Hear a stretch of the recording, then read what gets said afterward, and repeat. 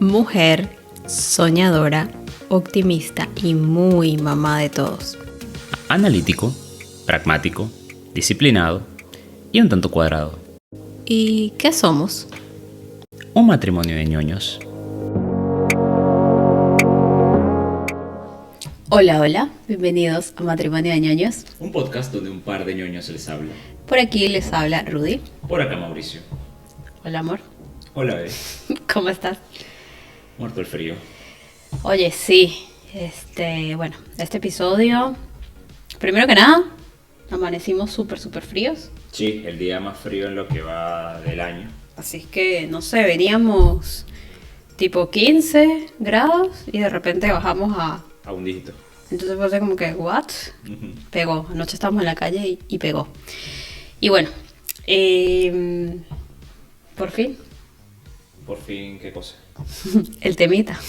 Ah, sí. Es uno que lo teníamos ahí incluso desde la primera temporada. Fuimos aguantando hasta que nos sintiésemos, que estuviésemos listos para él. Sí, es un tema del que creo que uno nunca está preparado. Sí puede uno armarse de ciertas herramientas para enfrentarlo de mejor manera, pero es un tema del que nunca vamos a decir, ay sí, estoy listo. No. No, sí. Vamos a decir el tema de una vez, que es enfrentar el duelo. ¿De Bueno. qué manera hacerlo? Y bueno, quisiera primero empezar, a ver, cuando nosotros tuvimos la idea de hacer el podcast, obviamente hicimos un listado como de temas que queríamos tocar, y este fue uno de los primeros que mencionamos. Sin embargo, nos costó mucho, y ya van a entender por qué nos costó mucho, porque veníamos de un duelo muy reciente. Nos costó mucho, pero bueno, creo que ha llegado el momento. También surgió porque, o bueno, el empujón la semana pasada fue porque tuvimos unos amigos aquí en el apartamento y era una pareja. Ella nos pregunta, ¿por qué decidieron hacer el podcast? Sí, fue un tema que hablamos que había sido por catarsis, una forma de ir sobrellevando eventos que estaban ocurriendo en ese momento en nuestras vidas. Tal cual. Entonces, si bien es cierto que a ambos nos gusta un poco el tema de tener de la presencia digital, no es precisamente cómodo charlar estos temas delante de todo el mundo, pero sí nos ha ayudado mucho y nos ha servido como terapia el tema de soltar, decir las cosas, hablarlas. Entonces fue como que me quedó toda la semana pensando eso, y ayer fue que le dije a Mauri, ¿por qué no lo hacemos ya? Y me dice, ¿estás preparada? Y yo, bueno, Tan preparada como voy a estar, lo digo. sí, o sea, obviamente en el primer episodio no. Ahí sí podía decir, no lo voy a hacer todavía. Pero bueno, aquí estamos. Sí. Así es que más o menos eso es echarles el cuento. Y sobre todo en este tipo de temas, a ver, si bien no somos expertos, ninguno de los dos somos psicólogos ni nada por el estilo, la idea es que quede algo de aprendizaje, de que bueno, es lo que a nosotros nos ha funcionado, algo se puede poner en práctica, no estamos diciendo hagan exactamente lo que nosotros hicimos, es lo último que quisiéramos, pero algo se puede agarrar. Entonces, sobre todo es la idea de este tipo de temas que son bastante densos. Y bueno.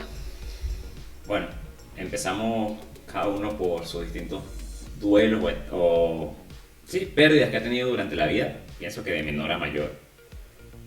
¿De menor a mayor o cronológico? Como quieras. Ok. Porque, o sea, algo en el duelo que a mí me parece es que sí, obviamente hay unos que pegan más porque esa persona, de repente hay alguien que no han perdido una persona sino una mascota, La o un cercanía bien, siempre. o un bien, o una relación, no necesariamente fue que la persona se murió. Pero todos se ven de distinta manera, entonces no sé si necesariamente de mayor a menor, o si nos lo hacemos cronológico, ¿te parece? O como cada uno quiera, como salga. Empieza tú. Dale. Bueno. Justo estábamos cuando hicimos así como el libreto de como los puntos que íbamos a tocar, decíamos que cuando pequeños, a ver, a ambos no fue que falleció alguien súper cercano, Y por eso, por lo menos en mi caso, yo no puedo decir de chiquita, sí, tuve una pérdida muy grande. También pasa que de chiquitos, capaz, la mente, ojo, cada quien es diferente y no lo viví, pero también un niño es como que, al menos que sea, no sé, el papá, la mamá,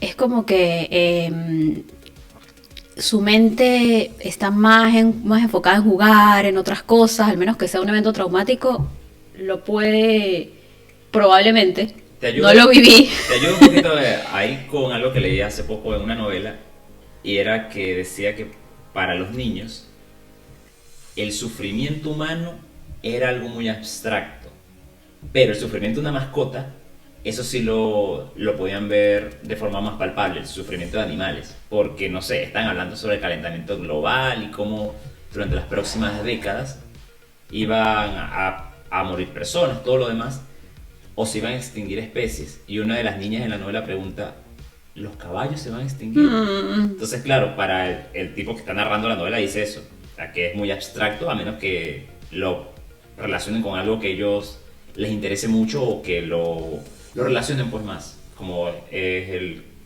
cariño por los animales. Sí. Bueno, en mi caso, de chiquita no fue que tuve pérdidas, o sea, de repente recuerdo que murió un primo de mi papá, de los más jóvenes, y era una persona deportista, súper activa, todo lo demás. Y en la familia eso como que pegó, pero siendo sincera, o sea, por supuesto que a uno le da cosa y todo lo demás, pero yo era muy niña, y siendo sincera tampoco era que compartía todo el tiempo con él. Entonces, claro que a uno le da cierta tristeza, pero no fue que lo lloré, por decirlo así. Y bueno, no sé, de repente la esposa de un tío, o por ahí cosas así, o amigo de mi papá, no sé. Pero considero yo que la primera pérdida, así como que la lloré, igual la superé bastante rápido, considero, fue una mascota. Un perrito. Oye, no recuerdo exactamente qué edad tendría, no sé, 9, 10 años puede ser. De nuevo, el dolor, el sufrimiento humano es muy abstracto para un niño, el de una mascota es más palpable. Sí. Al sufrimiento animal. Claro. Y no era ni siquiera Milenio, se llamaba el perrito. Ah, bueno, porque estaba cerca del 2000. Sí, 9 años por ahí tenía. Era un perrito callejero. Ni siquiera era callejero y no estaba en mi casa. El perrito era como que mis papás y los vecinos le echábamos comida, todos. Entonces el perrito como que cuidaba la cuadra y se lo pasaba por ahí. Se parecía mucho como a un labrador. Ok. Como era grande. Y claro, todos le teníamos cariño. Pero no convivía conmigo. Y bueno, me recuerdo que una vez estaba yo ayudando a mi mamá lavando los platos y eso. Y uno de los vecinos, mis amigos, creo que fue alguno de ellos, llegó también llorando, que ay, y yo, ¿qué pasó? ¿Qué pasó? Todo como que, ¿qué pasó? Un taxista, un carro, había atropellado a Milenio. Yo ni siquiera quise salir a verlo, pero me acuerdo que terminé, mamá me decía, pero tranquila, como que yo termino de hacer las cosas, y yo, no, yo sigo ayudando, y me acuerdo que yo, sí, 9, 10 años, lavaba los platos, y seguía las lágrimas botando, o sea, para mí fue como... Lavando los platos con las lágrimas, amor. Algo así. Bueno, esa es la primera que recuerdo. Ya después, o sea, la primera como tal de una pérdida de un familiar querido fue, oye, el novio de toda la vida de una tía, el negro Pablo. Una persona muy, muy, muy querida en la familia. El negro... ellos no convivían como tal, pero sí él visitaba mucho en la casa, ellos salían mucho, estaba mucho con nosotros. Y era una persona muy alegre, muy, muy, muy alegre, que con la carcajada de él, ya todos, ya hacía, o sea, él era el que hacía el ambiente de la fiesta, pues él era el ambiente de la fiesta. Los 31, los 24, de hecho el cumpleaños un 31 de diciembre, falleció un día del padre. Entonces nos pegó mucho, por supuesto a mi tía, imagínense. Nos pegó mucho porque él era muy especial. Y bueno, conmigo era muy especial. Era, no sé, viajaba y siempre me traía algo, siempre pensaba en mí. Era como que nos quería mucho. Y bueno, sí, estaba enfermo. Pero igual, es como que uno nunca, no termina de prepararse para eso. Y también recuerdo que fue un domingo, Día del Padre. Pues claro, estábamos los 4, o sea, en mi casa, almorzando con mi papá y eso. Y al rato... Me acuerdo que ese día en el almuerzo nos reímos demasiado. demasiado, demasiado, demasiado, demasiado. Y después cuando llaman, que bueno, el negro había fallecido. Y para mí fue así como la primera persona que me pegó mucho. Y me acuerdo después, así eso fue en junio, después en diciembre, cuando nos reunimos, o sea, todos extrañamos muchísimo al negro por lo mismo. Era como que faltaba esa carcajada de él, esos chistes de él, esos cuentos. Y bueno, uno y uno o sigo. Si vamos a hablar de mascotas, recuerdo que en la casa había una guacamaya. No sé exactamente qué edad tenía, pero Robinson, una guacamaya preciosa. Robinson, De esta, ese nombre. sí, de esta tricolor. Las colas gigantes. Por cierto, creo que aquí en Uruguay, si Sebas, un uruguayo, no me dio mal la clase, se le dice papagayo. Ok. Vale, como yo la conozco como guacamaya, Ujú. sigo como diciéndole guacamaya. El tema, Robinson ya había crecido, incluso había que cortarle un poco las alas, porque si no se volaba. Qué maldad, ¿no? Como uno a veces con los animales. Pero No lo tenían en jaula, no, pero estaba suelto. por justificar un poquito. Exacto. El tema es el siguiente. Una de esas veces papá va saliendo de la casa. Bueno, ya no hay niños chiquitos en ese momento en la casa, no hay cachorros, que en la casa siempre éramos de tener perros, no habían cachorros. Él retrocedió el carro y no revisó y le pasó por encima a Robinson. O sea, nadie vio a Robinson luego de eso, solamente él fue y comentó y pues, lógico, se sentía muy mal por esto que ocurrió. Pero fue así como la primera mascota que yo recuerdo haber perdido, que fue, como dices tú, que me pegó, pues. Más o menos tipo tú, o sea, de niño que haya tenido alguna pérdida dentro de la familia, sí que recordara esa. Gracias a Dios, de nuevo, o sea, papás, padre, madre sanos, mis hermanos también, o sea, los más allegados, tías, los más allegados no hubo una de esas pérdidas. Por eso es que de nuevo recurro a mascotas y capaz por ahí era donde al principio decía de menor a mayor. Ok. Conforme uno va creciendo es que se va siendo más consciente de cómo funciona todo el ciclo de la vida y pues, lógico, ya son otras cosas. Bien. Ya después, a ver, pasa que un par de amigas, sí. A ver, de pequeña, mi mejor amiga de primaria, Dali, estudiamos en la misma escuela a partir de segundo grado y era mi mejor amiga, o sea, para arriba y para abajo las dos. Y luego bachillerato, séptimo, o sea, después de básica, ella se va para un colegio, yo me voy para un liceo y bueno, pero seguimos en contacto. El tema es que vivíamos en la misma ciudad, pero después Dali se muda a Táriba, que es como el interior, pero súper pegado a la misma ciudad, o sea, muy cerca, pero sí era un poco más complicado el tema del transporte. Y ella cambia de número, bueno, nosotros nos comunicábamos en ese momento, era por teléfono de la casa, o sea, no era el celular como ahora. Era otra época. Sí, era otra época. Y claro, yo de conocer a su mamá y mucho cariño y todo lo demás. Y perdimos el contacto en cierto momento de por ahí 13, 14, 15 años perdimos el contacto porque cambió de número y bueno, perdí el contacto. Pero por supuesto siempre le recordaba con cariño, o sea, es como esas personas que de repente usted deja de hablar un tiempo pero vuelven a hablar y todo sigue siendo igual. Bueno, resulta que lamentablemente Dali falleció en un accidente automovilístico con su novio. Lo más rudo para mí es que yo me entero un año después por el periódico, como, a ver, en Venezuela están como esas notitas de duelo. Obituarios. Sí, no sé cómo se le dice, ajá. Luego arreglamos esto en Sí, edición. notas de duelo, que se acaba de fallecer, de repente publican dónde va a ser el velorio, dónde va a ser el entierro, entonces la gente acude y tal. Yo lo vi un año después porque, bueno, al año también como que hacen una misa y tal. Pero yo no vi ese periódico, ese diario un año después, sino un mes después de esa publicación. No sé por qué. O sea, 13 meses después que ya había Sí, fallecido. o sea, ni siquiera pude ir a esa misa. Entonces a mí me pegó mucho más fue el tema, primero, que falleció. Segundo, que no pude como ir a esa misa, darle el abrazo a la mamá, hablar con la mamá, algo. Y bueno, hasta el día de hoy nunca más pude, por más de que yo trate de buscar en Facebook a la mamá, un contacto o algo, no pude tenerlo. Entonces siempre quedé como con esa cosa de no hablar con la mamá, porque sé que la mamá también me veía a mí como una hija. Bueno, esa fue una amiga. Y otra amiga estudió conmigo séptimo, octavo y noveno grado. 12, 13, 14, 15 años por ahí. Es esa edad, ¿no? Sí.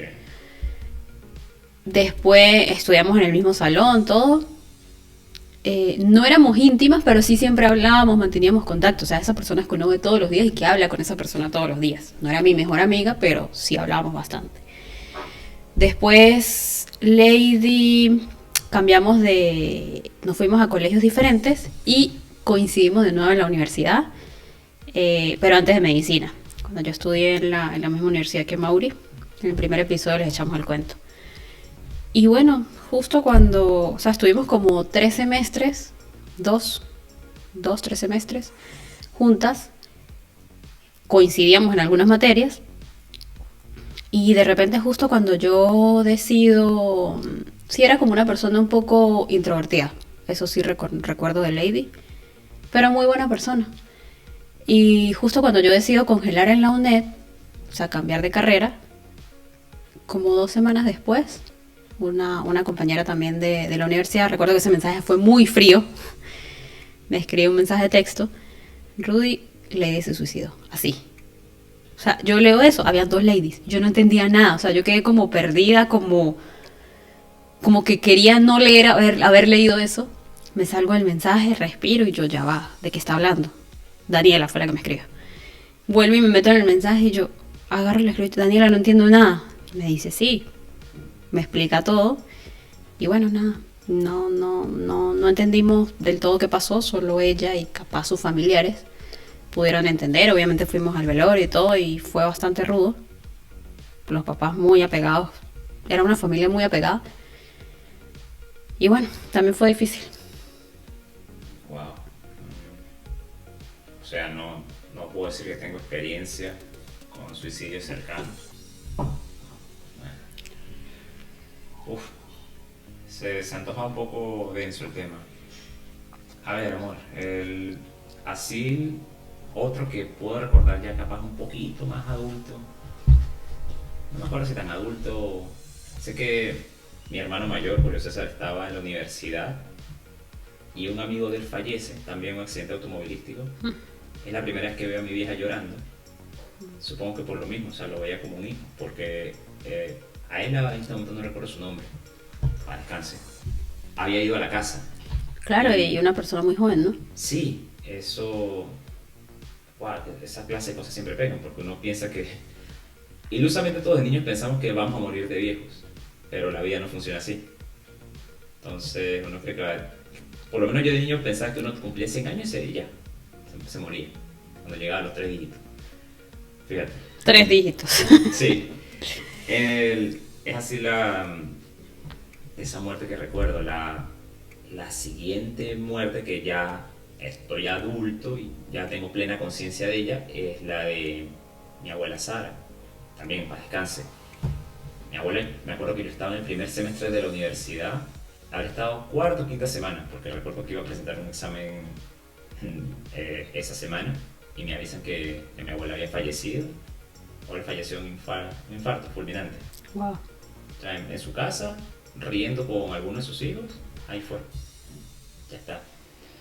Y recuerdo que yo hablando con mi vieja, ella me dice que uno de los deseos de mi abuela era ese, que el día de su muerte, ella quería irse así, de una sola vez, no quería estar en cama. No ¿Tu abuela Sara es la mamá de?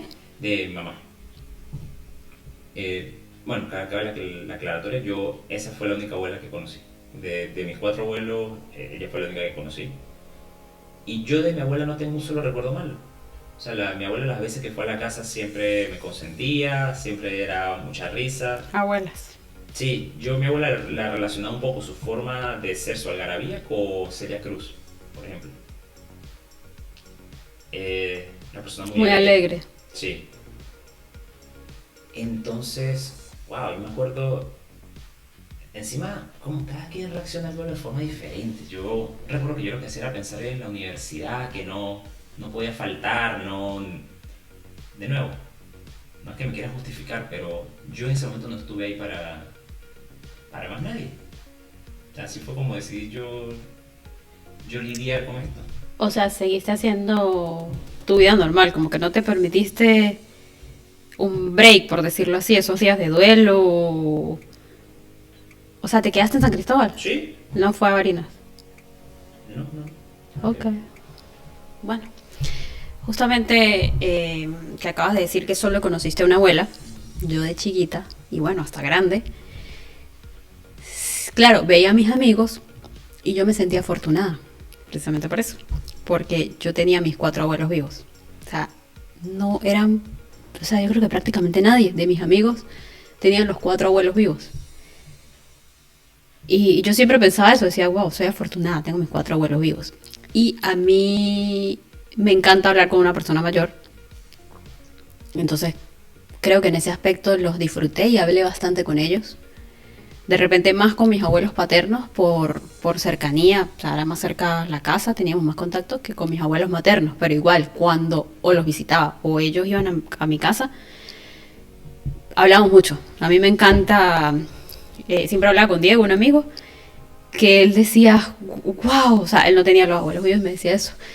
Casi que me decía, ¿me puede prestar un día uno de sus abuelos? Quiero hablar con ellos. O sea, él decía, es una cosa que es una experiencia, es como un tesoro así, que usted puede descubrir tantas cosas en ellos. Y bueno, en cuanto a mis abuelos, el primer golpe fue Nona Carmen, mi abuela materna. Eso fue en 2009. Nona, pues, era diabética, pero iba bastante bien. O sea, entre tratamiento, cuidarse y eso, la iba llevando bien. De repente, en algún momento se siguió enfermando y se complicó bastante fuerte. Y Nona como en un mes, o sea, todo se compensó. Sí. Amor, creo que este episodio va a salir un poco largo, pero se me vienen recuerdos y creo que a la gente le gusta y como decimos, lo usamos como un poco como terapia. Recuerdo algo muy bonito que me pasó con Nona Carmen, y es que yo estaba en la UNED también, estaba como en primer semestre, me acuerdo que estaba estudiando matemática 1. Okay. Estaba estudiando en la casa sola en la noche. Nona, llamaron a mi mamá, a todos los hermanos y eso, para decirle que bueno, que Nona estaba muy mal, que tenían que ir. Mi mamá se fue sola, yo estaba en la universidad, mi hermana también estaba en la universidad y mi papá, pues bueno, estaba con nosotros ahí ayudándonos un poco. Y se fue mi mamá sola, probablemente con alguna tía o algo así a estar, o sea, pidió unos días del trabajo, se los dieron, súper bien. Y nos quedamos nosotros ahí, yo tenía un examen, presenté matemática y estaba estudiando. Eso fue una noche y... Mentira, en ese momento mi mamá todavía no se había ido, mi mamá se fue al día siguiente, ya me acordé. Yo estaba de repente estudiando en el comedor de la casa y aquí mi papá, él le encantan las matas y todo lo demás. Tengo que contar varias cosas para ponerlos en contexto. Pero mi papá siempre movía todas las matas, o sea, él movía y movía y movía todas las matas siempre.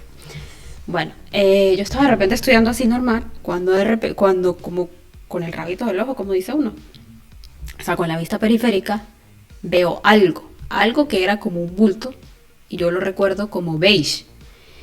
Y yo de repente en el momento, o sea, estoy como agachada escribiendo así, estudiando, y de repente, o sea, fue muy rápido, y yo como que pienso, papá movió una mata.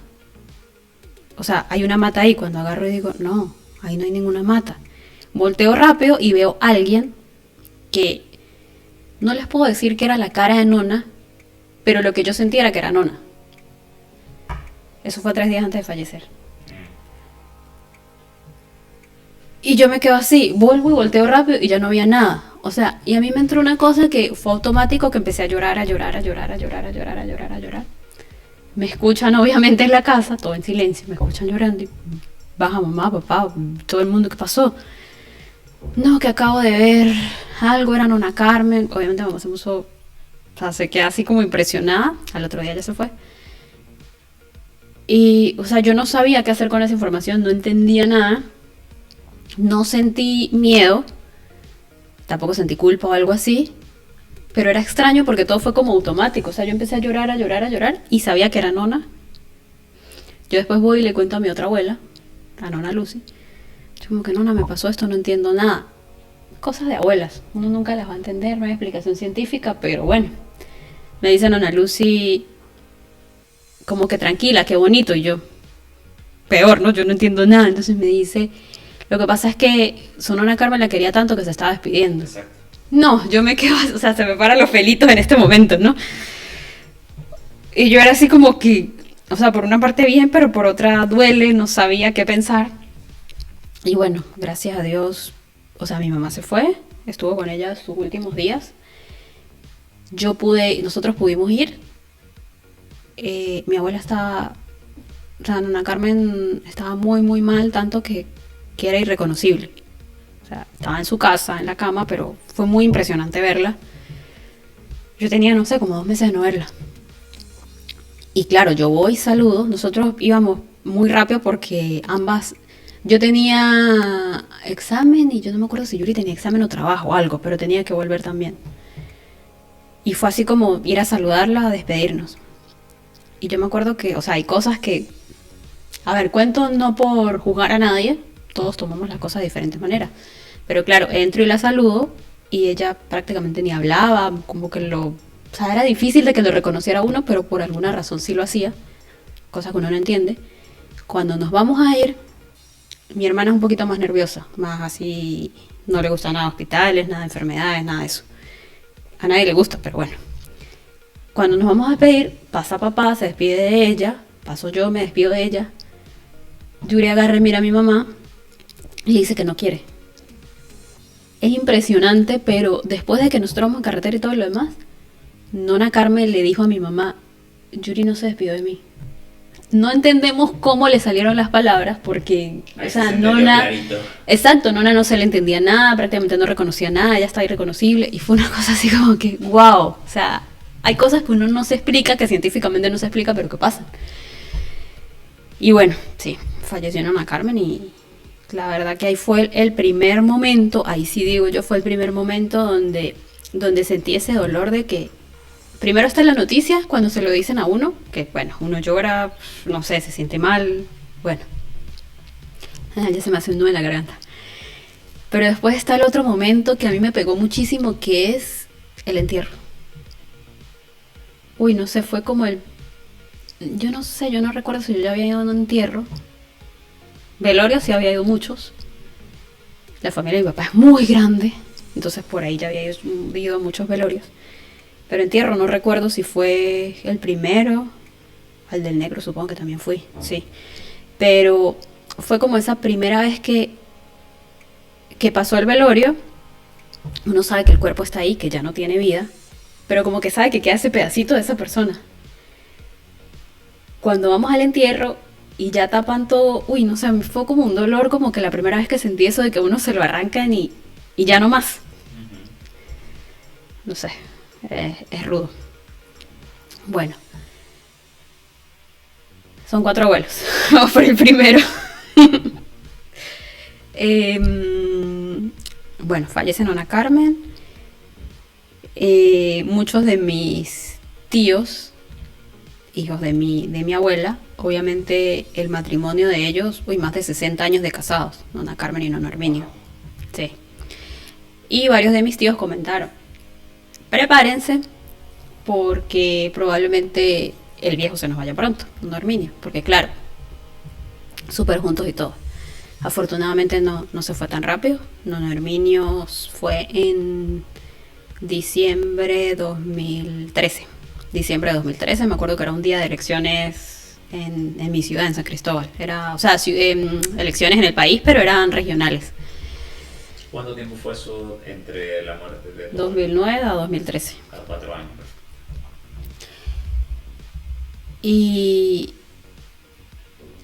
Uy, creo que mi abuela murió antes de 2009. Ahora tengo un lapsus. Bueno, mi abuelo sí fue de diciembre de 2013, estoy segurísimo. Mi abuelo, una persona súper, súper, súper activa, siempre te hablo de él, Don Herminio. Súper lúcido incluso. Súper lúcido. Don Herminio falleció a los 98 años. Y me dijiste que hacía cuentas de matemática. Él tenía como una bodeguita, sí, sus últimos años de vida, y él mismo sacaba sus cuentas y todo, y... O sea, fue lo más activo que pudo. O sea, a mí me parece que él ya... El último momento, el último tiempo de su vida fue como más de que falleció de cansancio. Porque ni siquiera no tenía así una patología, nada complicado. Era un poco delicado de la piel, pero bueno, son otras cosas. No, nada así complicado. Y bueno, falleció Nono. También fue un poco difícil porque mamá estaba recién operada de una... Eso fue 2013, histerectomía. Entonces... Entre una ciudad y donde vivían ellos era como 1 hora de distancia. Okay. Y la carretera no es la mejor, entonces mamá no pudo ir directamente al velorio y al entierro porque tenía muy poquito, o sea, no había cumplido el reposo. Y bueno, para ella fue un poquito complicado, pero nosotros sí fuimos. Y bueno, falleció mi abuelo. Fue un poco más tranquilo o más fácil de digerir o de aceptar por su edad, o sea, uno comprendía un poco más. Y porque, no sé, uno considera que él vivió muy bien, estuvo muy bien, era una persona sana, lúcida, y como que murió tranquilo. O sea, no fue, como les dije, una patología o algo así. Eso fue diciembre de 2013. Luego, febrero 2014, en plenas protestas en Venezuela, todo estaba trancado. De hecho, bueno, mi ciudad era así como la más fuerte en cuanto a protestas. Falleció Nono Vicente, que es el abuelo paterno. Nono sí falleció en cama, o sea, era una persona también saludable, pero a él sí o sea, como que él se enfermó y eso fue... Tenía un grado de demencia, rayando un poco en Alzheimer. Y bueno... es un poco complicado porque llega un punto en que la familia tiene que decidir entre si no mantenerlo medicado, que siga todo su ritmo normal, pero a costa de ¿qué? De la salud de los que conviven con él. De los cuidadores. Sí.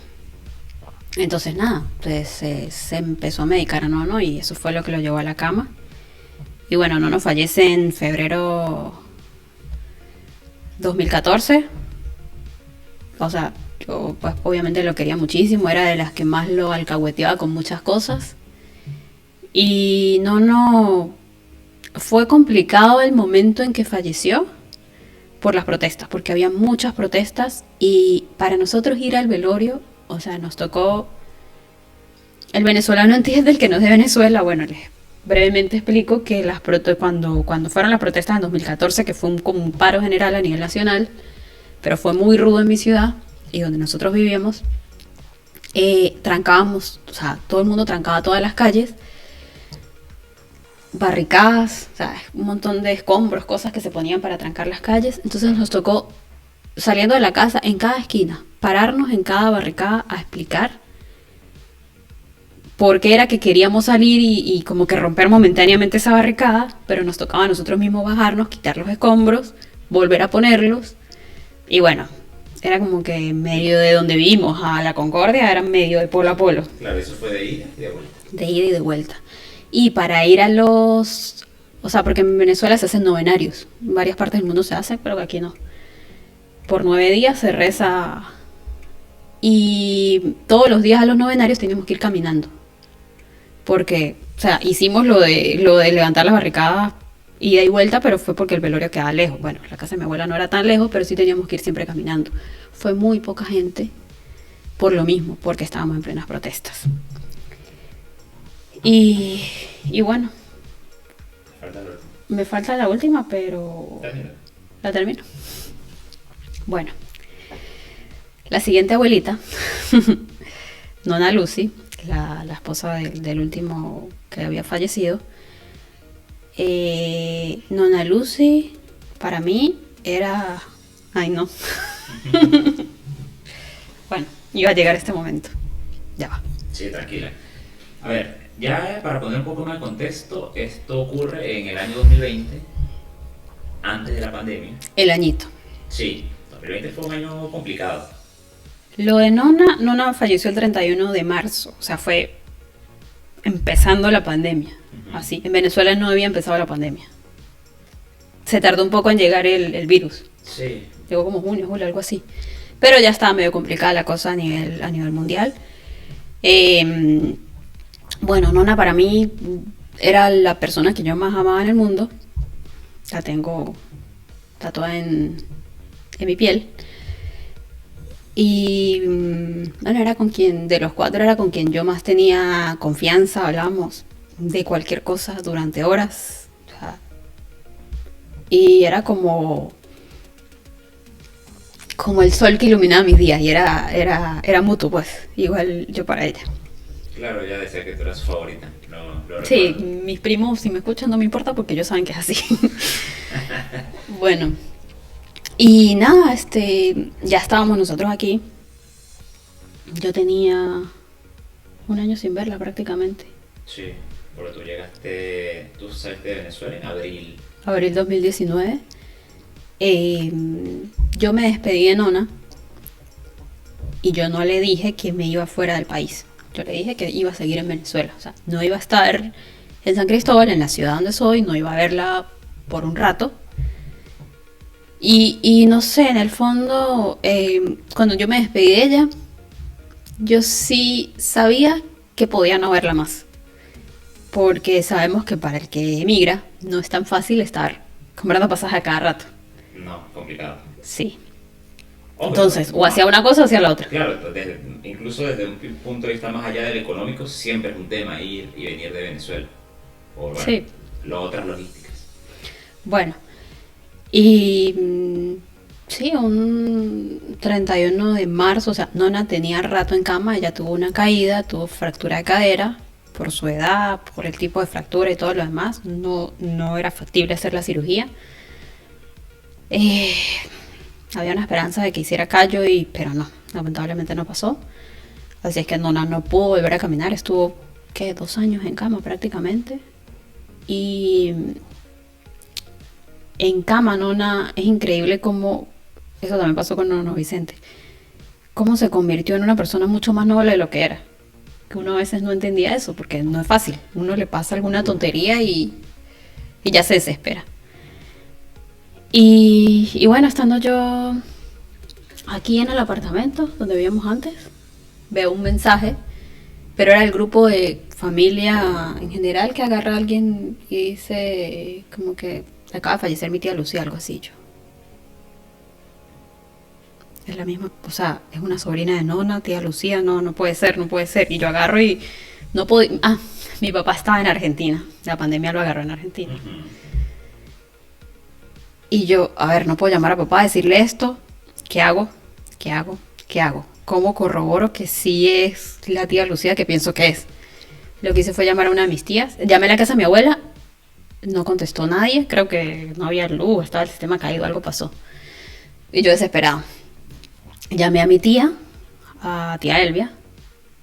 Y le pregunto, yo, hola tía, bendición. Y ella, cuando escuchó mi voz, ¡hola! Yo sí la escuché raro. Tía, ¿todo bien? Sí, ¿por qué? Tía, ¿pasó algo con Nona? Suelta a llorar. Y yo, ay, sí fue. Y bueno, también fue complicado porque por lo menos el entierro y el velorio no podía asistir nadie por el tema de la pandemia. Solo fueron 2 tías que permitieron, o sea, no se podía hacer misa, no se podía hacer nada por la pandemia. Entonces fue muy extraño eso. Pero bueno, están descansando. Sí. Bueno, ahora que hablas del 2020, llega, wow, la parte que a mí más me ha pegado dentro de mi familia, porque ya después, así funciona el ciclo de la vida cuando las cosas van bien, dentro de todo. O sea, uno crece y uno ve a sus seres queridos, los más allegados, padre y madre, al fallecer. En el caso mío es mi viejo. Mi viejo fallece en septiembre de 2020 y papá ya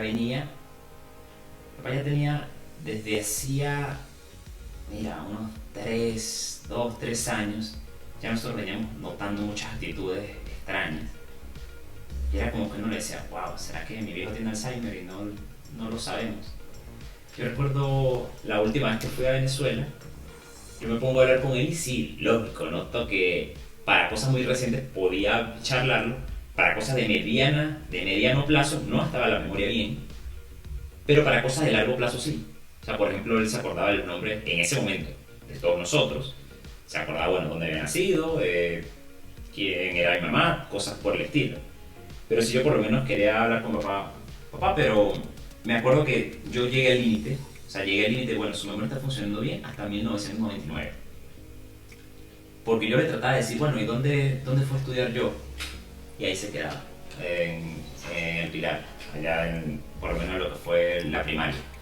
O bueno, ¿dónde vivieron ustedes antes de llegar a Barinas? Ahí también habían lapsos. Entonces, del 2000 para acá, más o menos todo iba bien. Entonces, eso fue en 2018, la última vez que yo vi a mi viejo, que fue cuando fui a tu graduación en Barinas, en Venezuela. Entonces, me acuerdo que se da todo esto, la pandemia. Igual, como dices tú, uno sale de Venezuela y no es que tenga muchos planes de volver pronto, por lo mismo. Tema económico, tema logístico, cuestiones de trabajo. En ese momento el teletrabajo no era lo que es hoy día, en 2022. Adicional a eso, de nuevo, temas logísticos. La infraestructura venezolana no es lo que es la infraestructura en otro país. No es que uno se va a ir allá y tranquilamente puede trabajar desde cualquier Airbnb. No, servicios básicos como luz, agua e internet fallan. Uh-huh. Entonces, aquí estoy yo justificando un montón de cosas porque no volví de nuevas justificaciones. Porque a fin de cuentas, trabajo es trabajo. O sea, hay cosas más importantes, por supuesto, en la vida que el trabajo. Pero bueno, papá, durante 2020 pasan muchas cosas. Mi vieja tiene un accidente y pasa en cama un par de meses. Papá empieza a grabarse mucho. Claro, y ellos viven solos. Sí. Por supuesto tienen apoyo de un hermano Mauricio que vive allá, Juan. Vive en la misma ciudad, pero solos vivían. Entonces también era complicado, pues. Claro, mis tías, las que vivían ahí, cosas que jamás voy a tener suficiente tiempo para agradecerles, pero mis tías todas estuvieron ahí al pie del cañón, como decimos nosotros, ayudando. Sí. Pero lógico, todo llega hasta un límite porque cada quien tiene su vida y hay cosas que ameritan, pues, prioridades. O sea, el que ellas estuviesen ahí ayudando, asistiendo, significaba más que estaban dejando de trabajar y a su vez pues, estaban dejando de buscar su subsistencia. O atender su propia familia. Tal cual. Entonces, nada, papá se empieza a grabar hasta un punto en que yo recuerdo que yo le compro a mamá, o sea, en 2018, cuando nos estamos despidiendo en Cúcuta, que para salir de Venezuela no salía de Venezuela directamente en ese momento, sino cruzábamos a una de las ciudades fronterizas. Estando en Cúcuta, yo le digo, ¿me aceptas que te regale un libro sobre el Alzheimer? Entonces ella dice, sí, claro. O sea, como medio sí, medio no. Ya de las últimas veces que hablamos de ese libro me dijo que lo había leído unas 5 o 6 veces. O sea, que ya lo tenía como un libro de referencia. Y entre las cosas que decía el libro, porque una de las cuestiones que mamá me dice que a mí no me trae en la cabeza era, no, es que él piensa que está joven. Yo digo, mamá, ¿y qué pasa cuando él se ve en un espejo? Me dice, ¿sabes que el libro dice que después de cierto tiempo recomiendan tapar los espejos de la casa? Y en efecto, mamá, me acuerdo que ella me pasaba fotos de los espejos de las casas de allá de la casa cubiertos con cortinas o sábanas, porque ellos ven el espejo, no se relacionan, pueden pensar que es otra persona. Claro, más bien los confunde más. Exacto, pueden pensar que es otra persona, pueden pensar que es una ventana. Papá a veces veía el televisor, pensaba que era una ventana, había gente ahí diciéndole cosas. Y mira, o sea, cuando a mí me acuerdo que el primer día que fue el susto, tú me dices, yo estoy trabajando, tú me dices, amor, tengo algo que decirte. O sea, tu papá acaba de tener un paro cardíaco, no recuerdo bien esto, lo otro. Estaba ese tema, el tema de la pandemia. Entonces, Claro, porque Mauri estaba en reunión y Rapun fue, ¿no? sí, Tu prima. Trata de comunicarse con él y no puede. Entonces ella agarra y me escribe a mí, me llama. Yo le digo, Rapun, ¿todo bien? Y me dice, no, no está bien. Y yo, necesito comunicarme con Mauricio, pasó esto y esto. Y yo, claro, yo lo que trato es de explicarle a ella que está en reunión y me dijo, Rudy, sácalo de esa reunión, o sea, es algo en serio. Me quedo yo así, claro, cuando voy a hablar con él. O sea, no hay forma fácil de dar esas noticias. Hasta ahí igual no voy a pasar otra cosa, pero estando uno aquí, es muy difícil. sí. Bueno, ese fue el día, ese fue como el susto. Entonces, estando en eso, yo me acuerdo que me comunicó con mi hermano mayor, el médico, y una de las cosas que decimos, sí, papá, se lo pueden llevar para el hospital, lo van a estabilizar y lo que sea, pero tampoco nos queramos engañar, porque, o sea, ya sabemos que papá está en sus últimos momentos, y con la pandemia, al nivel que estaba en Venezuela, poner a papá en el hospital no es solamente ponerlo a riesgo a él, sino a toda la familia. Claro, también hay un tema que es que tu papá hace 5 años había tenido una cirugía Sí, bastante ruda. justamente en la cabeza. Sí, un hematoma en la cabeza, entonces había salido muy bien de esa cirugía, pero por supuesto hay ciertas cositas que deja. Y bueno, me imagino que también Juan, Julio, que es neurocirujano, pues también era como el miedo de qué consecuencias va a traer esta vez. Sí, nada, al día siguiente, o sea, papá lo regresan a la casa, él está ya pasa sus últimos momentos en la casa. Y al día siguiente, cuando tú me dices, no me acuerdo si fuiste tú que me dijiste de nuevo, estaba yo ahí medio que trabajando, haciendo esto, uno, lo otro.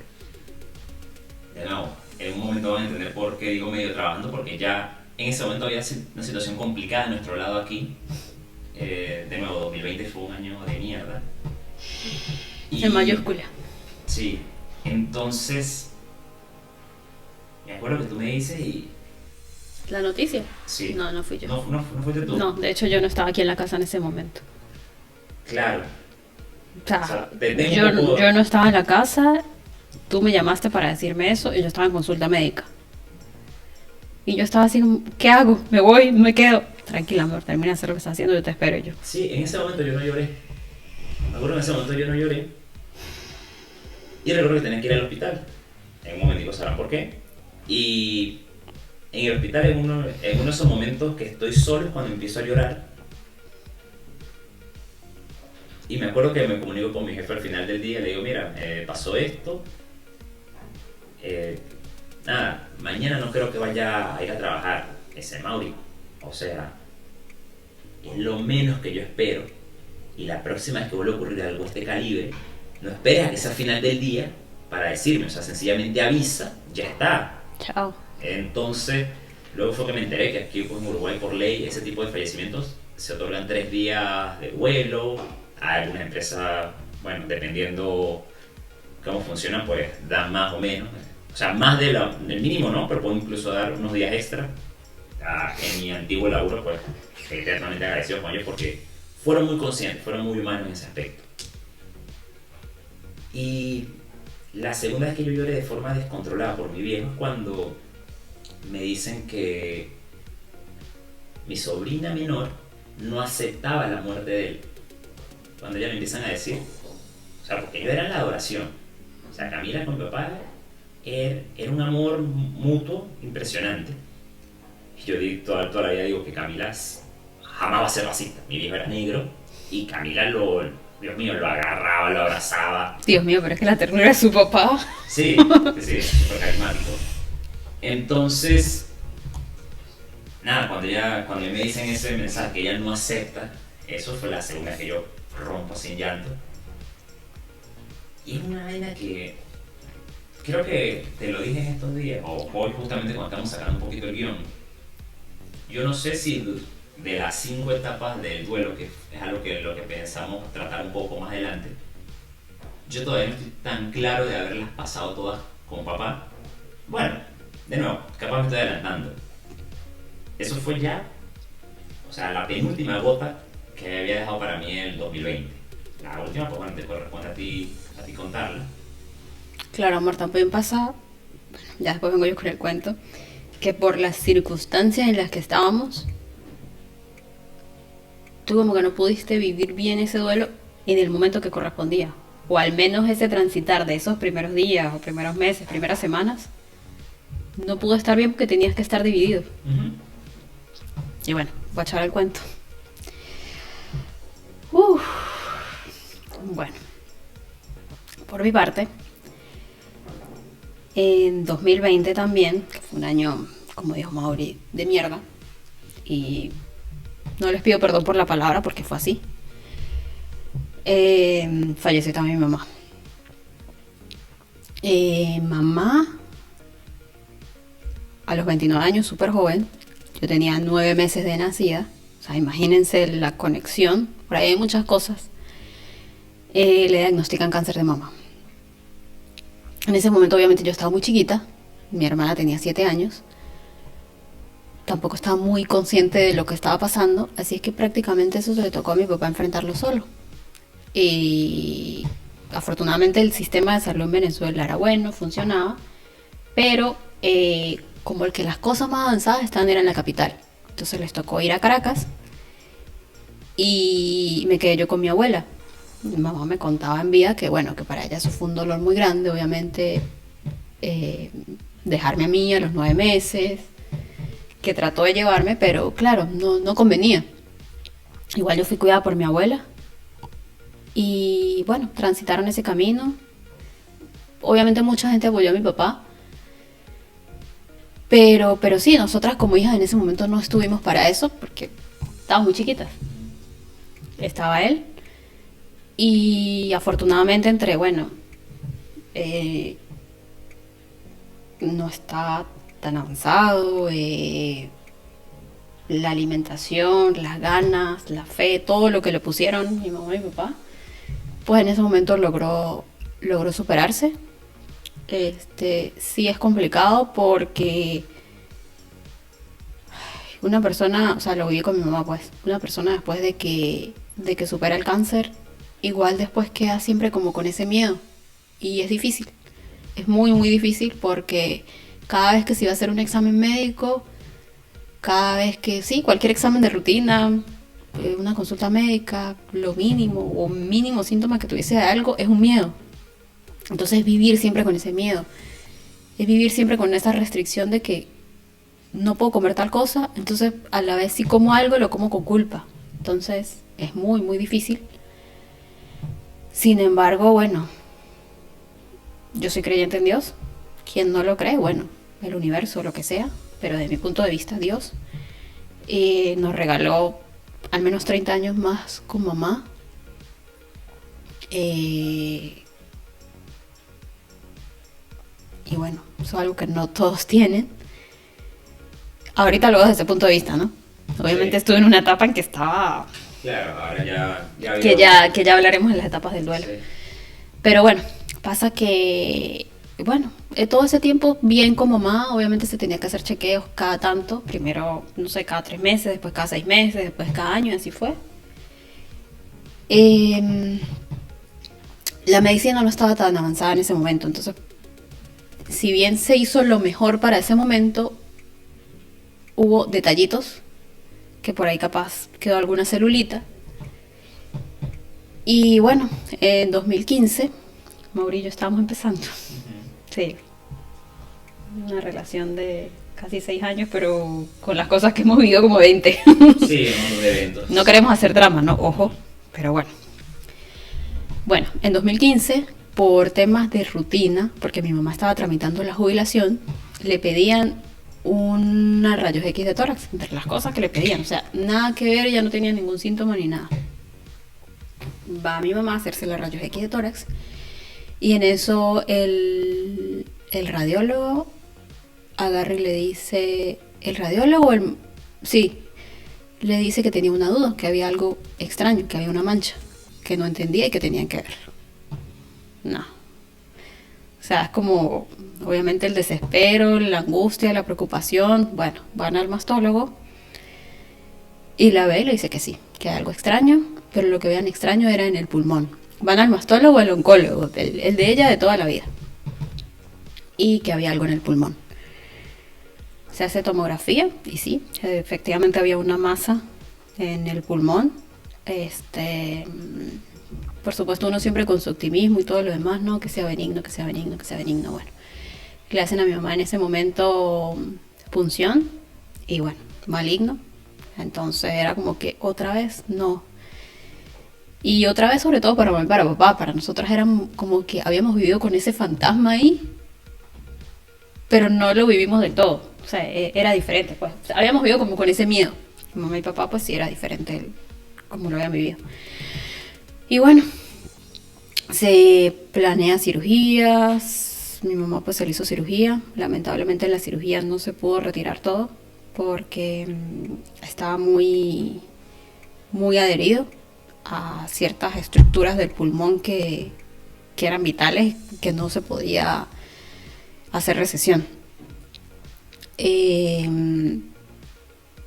Después de eso, bueno, radioterapia, quimioterapia, un montón de cosas, una cosa y otra. Bueno, de momento parece que todo estaba funcionando, estaba más chiquito de lo que había quedado, estaba necrótico, entonces bueno, vamos bien.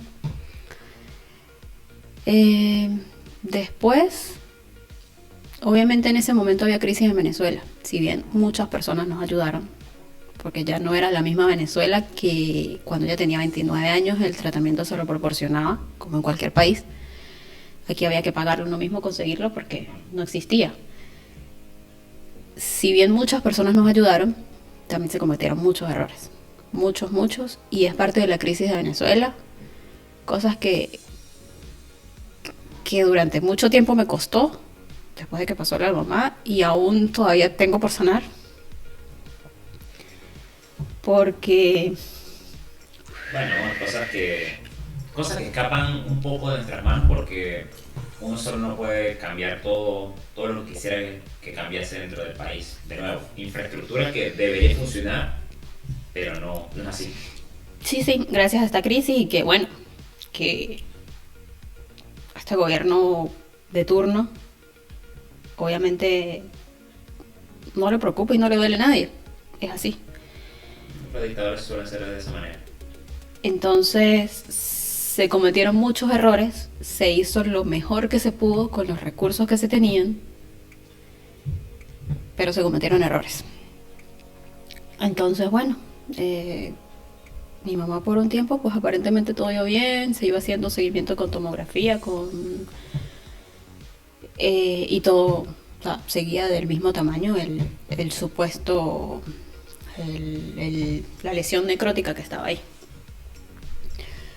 Y ya más adelante, por el mismo tema de los recursos, la doctora decide, no, ya no le hagamos tomografía, con rayos X es suficiente. Y obviamente los rayos X no es lo mismo para ese tema. Y bueno, por ahí fue donde empezó todo, que no se estaba evaluando completamente a mi mamá y resulta que había vuelto a hacer metástasis. Entonces, mamá, finales de 2019 más o menos, sí, empieza a tener problemas con la voz, que no entendíamos nada, por qué. Le estaba costando hablar, o sea, tenía una tosecita y algo raro. Y me acuerdo que lo primero que mamá y papá fueron fue a otorrino, y la otorrino le mandó un tratamiento. O sea, no hizo estudios más profundos, pero le mandó fue un tratamiento. Justamente estaba planeado para que ellos vinieran a Argentina a visitar a mi hermana y a Uruguay a visitarnos a nosotros en marzo, sí, de 2020. Sí. El tema era por 3 meses, un mes y medio allá, un mes y medio aquí, y se volvían a Venezuela. Pero por cosas de la vida, primero los agarró la pandemia. Segundo, bueno, mamá estuvo en Buenos Aires Después estuvo en Buenos Aires que como 3 meses. 3, 4 meses. Porque 3, yo 4 llegué meses. acá 17 de julio, si De no me julio, recuerdo. sí. Y bueno, se fue deteriorando mucho más su salud. Obviamente yo no... O sea, el tema de la voz estaba más complicado. Y... Y bueno, cuando llega aquí, a mí sí me impresionó mucho los cambios que vi en ella. Y Ya va, tampoco debemos pasar por debajo de la mesa que tú moviste cielo y tierra para que ella cruzara de Buenos Aires para acá, para Montevideo, precisamente por tema de pandemia. sí, por la pandemia las fronteras estaban totalmente cerradas. Encontraste un hueco legal en el que había la posibilidad por reunificación familiar De que viniera. Claro, y afortunadamente, o sea, hay cosas que Dios hace. Afortunadamente, hacía poquitos días nos había salido a nosotros la residencia legal. Sí. Porque teníamos la temporal. Con la temporal no aplicábamos para esa reunificación familiar. Fue con la legal que aplicamos para la reunificación familiar. Entregaron papeles por correo, estar encima de ellos. Y exacto, por reunificación familiar pudieron venir, estuvieron aquí en julio. Tenían que cumplir 2 semanas de cuarentena. Correcto. 2 semanas de cuarentena en ese momento era obligatorio. Bueno, estuvieron 2 semanas en el apartamento con nosotros. Y obviamente yo vi cosas en mamá que generaban una alerta. Pero en el fondo también había mucho miedo. Entonces, ¿qué hacemos? ¿Qué hacemos? Y después, cuando se levanta la cuarentena de ellos, solo 1 semana estuvo mamá así con nosotros en el apartamento. Sí. Que prácticamente no pudimos salir, o sea, fue muy poco lo que pudimos hacer por el mismo tema de que ella no estaba bien y también estaba haciendo mucho frío. Ojo, eso te iba a decir, el tema es que estábamos en agosto, pleno invierno, para una persona de Claro, de clima amor, tropical. pero acuérdate que yo salí con ellos dos a Parque Rodó, de regreso tocó agarrar un Uber y Sí. estábamos muy cerca. Sí, sí, sí. Yo salí con ella a una tienda y una cuadra y no pudimos Claro. ir, pues. Y eran cosas que es muy difícil porque uno tiene que tratar como de no demostrar el miedo que tiene a ellos, porque lo que necesitan es apoyo. Pero ¿cómo hace uno? Y bueno, a la semana, con tu apoyo, porque yo estaba, de verdad, o sea, soy médico y todo lo que quieran, y soy muy fuerte y todo lo que sea con los pacientes, pero cuando es Hay una razón. el círculo de uno, Hay una razón por la cual los me vuelvo médicos- una galleta. Hay una razón por la cual los médicos no deben operar Éticamente. en familia, y es precisamente por eso. Ya se nubla el juicio, entran muchas emociones a flora. Y bueno, ocurre esto, que una noche notamos que se empieza a complicar mucho la señora Lía y tomamos la decisión.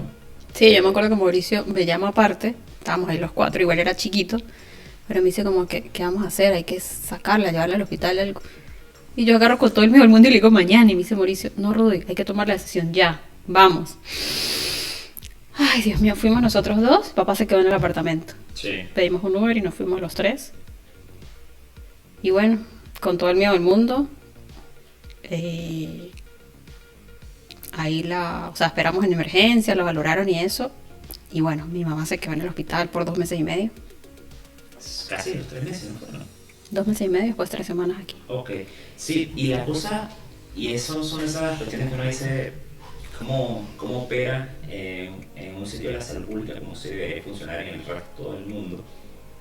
Por lo menos aquí en Uruguay, a ella la atienden en emergencia en un hospital, para la redundancia, salud pública.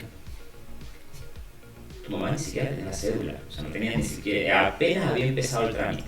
Ya, eso. O sea, literalmente van y la registran en el sistema con pasaporte. Sí, de verdad que en cuanto a eso, eternamente agradecido. O sea, no hay forma ni manera, no sé, de agradecer o de retribuir la atención. Claro, porque el médico de emergencia la ve, la valora, y él, todas las mismas alarmas que veías tú las vivió él en ese momento. Y al principio la valoración había sido, busquen estos medicamentos, el lunes buscan forma de... No, al principio era que se hiciera una tomografía, pero externamente. O sea, Exacto. que se fuera a la casa y se hiciera la Esa- tomografía. Eso mismo. Eso fue un residente. Después llegó el residente interno. Después llegó el especialista.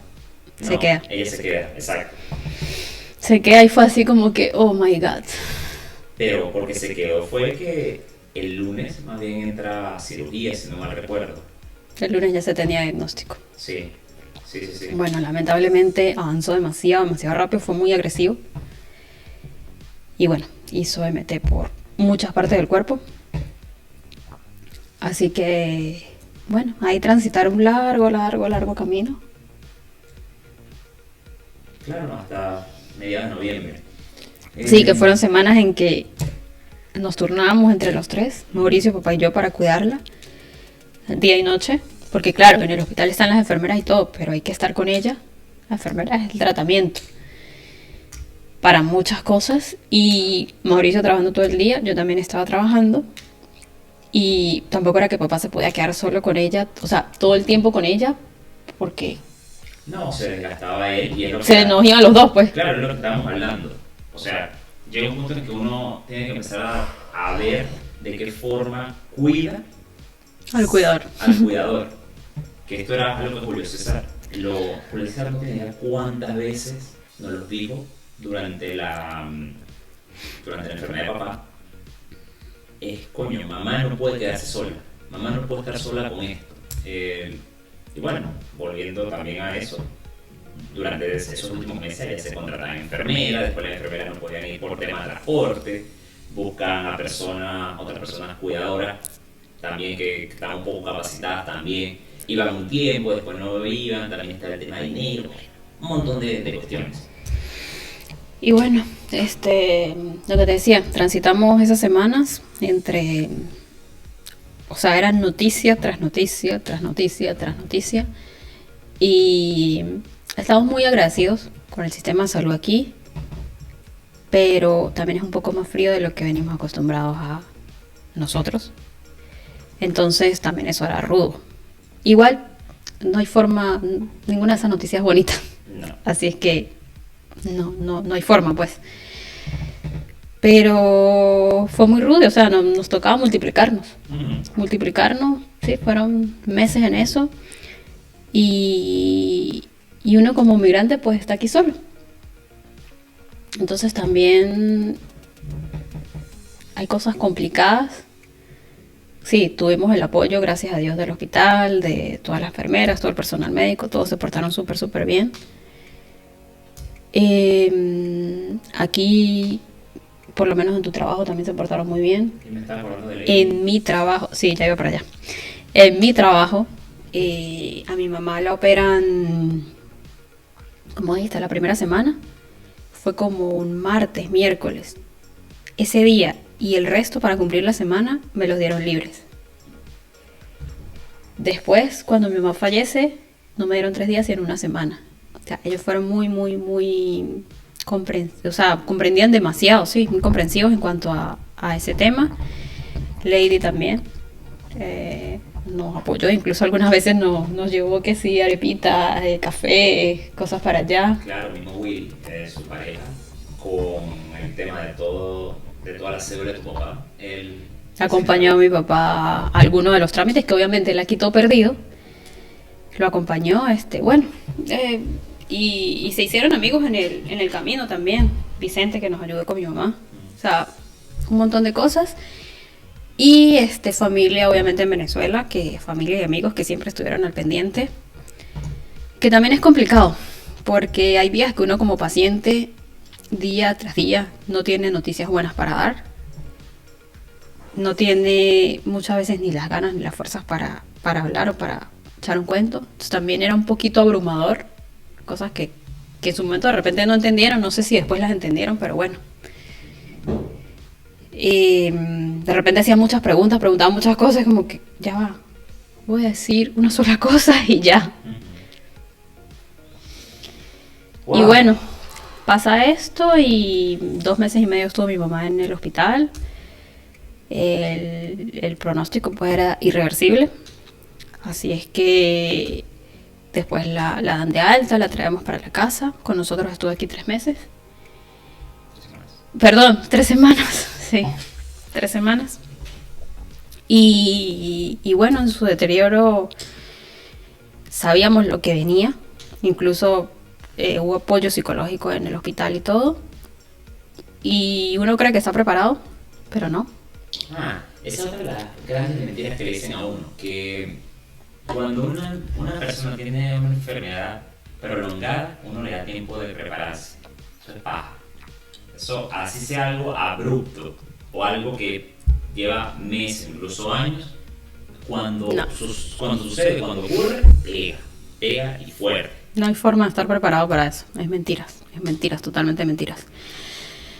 Y bueno, si algo yo, en mi afán de ser y que fuerte, si algo yo le pedí a Dios era que no fuese mi papá quien consiguiera a mi mamá o quien estuviese en ese momento. Y por supuesto usted tampoco, porque no quería que esa responsabilidad, pues más de la que ya tenía de todo lo que hizo con mi mamá. O sea, Mauricio y Vicente eran unos hijos de mi mamá. El muchacho que nos ayudó a cuidarla y Mauricio, o sea, cualquier cosa le hacían a mi mamá. De hecho, yo le preguntaba a mamá, ¿cómo se portó? Como que no puede ser mejor, pues. Gracias. Y bueno, el 18 de noviembre de 2020, nada, voy al cuarto a ver a mi mamá y... Claro, ya no veo pulso. Bueno, viendo lo largo que ha salido el episodio, nos parece que lo mejor es cerrar hasta aquí y para el siguiente episodio, ya con más calma, capaz con un poquito más de ánimo renovado, podemos hablar sobre cómo se manejan lo que son las etapas del duelo, los aprendizajes que obtuvimos y nada, conclusiones de este tema. Sabemos que, de nuevo, el episodio salió súper largo, pero bueno, quisimos dar un poco de contexto, un poco de historia sobre cuáles son estos duelos que hemos afrontado y también qué nos llevó a hacer el episodio y a investigar sobre el tema. Perfecto. Bueno. Aunque no parezca, y lo último que queremos es que parezca dramático, nada que ver, pero sé que es un episodio bastante sanador. Sí. Estas cosas son necesarias. Cuesta, pero son necesarias. Créanme que después de esto nos sentimos así como más livianitos. Y no es que no lo hablemos cotidianamente nosotros, pero siempre hablarlo cae bien. Así es que bueno, muchísimas gracias por escucharnos en los episodios divertidos y en los episodios más pesaditos. Y bueno, nos vemos la próxima. Vale. Chao. Chao. Si les gustó el episodio, por favor compártanlo. Y si de verdad les encantó, por favor déjenos un review en Apple Podcast. Nos ayuda mucho. Pueden conseguirnos en su reproductor de podcast preferido. En las notas del episodio dejaremos nuestras redes sociales. Nos escuchamos en la próxima.